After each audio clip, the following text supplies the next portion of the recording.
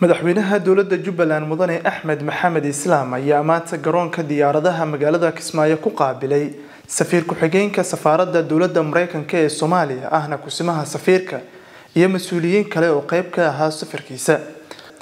madaxweynaha Jubbaland mudane Axmed Maxamed Islaam oo qayb ay ka ahaayeen kulankiisa wasiirro ka tirsan xukuumadda Jubbaland waxaa diiradda lagu saaray qodobadii laga wada hadlayay arrimaha ammaanka oo laga wada hadlay dib u xoreynta deegaanada ay dhawaan dowlad goboleedka Jubbaland ka xoreysay kooxaha khawaarijta.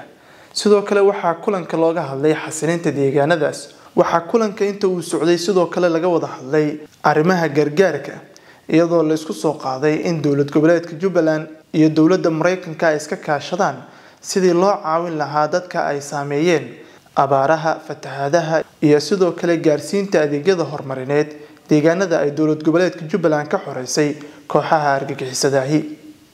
marka uu soo ilaaday kulamada waxaa warbaahinta dowladda la hadlay wasiirka wasaaradda qorsheynta iyo xiriirka caalamiga ah ee Jubbaland mudane Cabdiraxmaan Cabdi Axmed isaga oo qodobada u faahfaahiyay warbaahinta.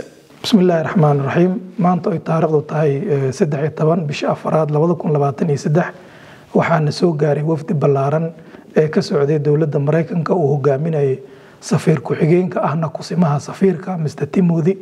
wafdigan ayaa waxaa qaabilay madaxweynaha dowladda Jubbaland mudane Axmed Maxamed Islaam.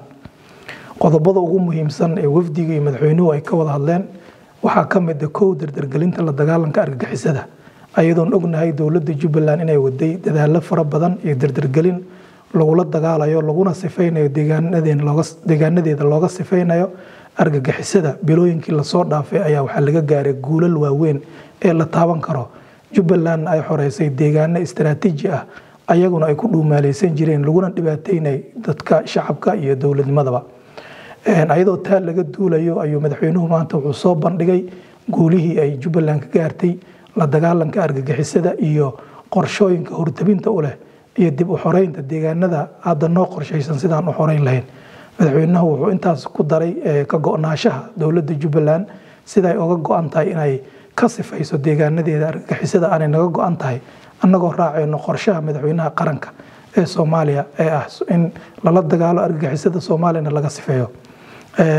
waxaa intaas madaxweynuhu uu kale ka hadlay arrimaha xasilinta oo muhiim u ah kana muhiimsan dagaalka qoriga waayo xasilintu waxay horseed u tahay dhamaystirka dowladnimada, sare u qaadida sharciyada dowladnimada, gaarsiinta adeegyada aasaasiga ee muhiimka u ah dadkii Soomaaliyeed ee ku hoos jiray maamulka guracan ee khawaarijta si ma aragtay sare loogu qaado aaminitaanka shacabka iyo dowladnimadana hore loogu socdo.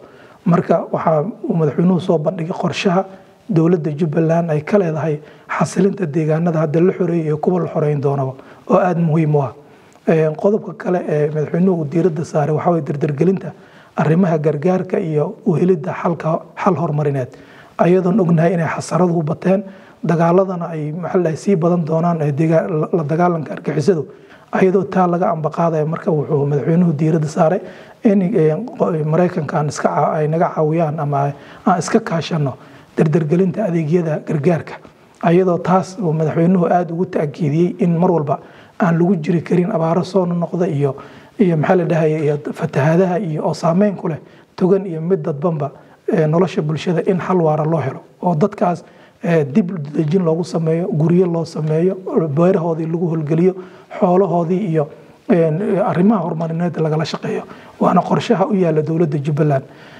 aad bay u soo dhaweeyeen dowladda Mareykanka waana ammaaneen qorshooyinka runtii madaxweynaha uu soo jeediyay. shirkan ayaa waxa madaxweynuhu ku helinayay qaar ka mid ah golaha wasiirada oo ay ka mid yihiin wasiirka qorsheynta, wasiirka arrimaha gudaha, wasiirka amniga, wasiirka biyaha iyo wasiiru dowlaha madaxtooyada. shirka kadib ayaa kulamo gaar ay wafdigu la yeesheen wasaaradaha waxaana u soo bandhigeen runtii qorshooyinka si technical ah oo farsamo ah oo diyaarsan qodobada uu madaxweynaha kala hadlay wafdiga. shirkana si guul ayuu noogu soo dhamaaday. Cumar Yaasiin, warbaahinta dowladda Jubbaland, magaalada Kismaayo.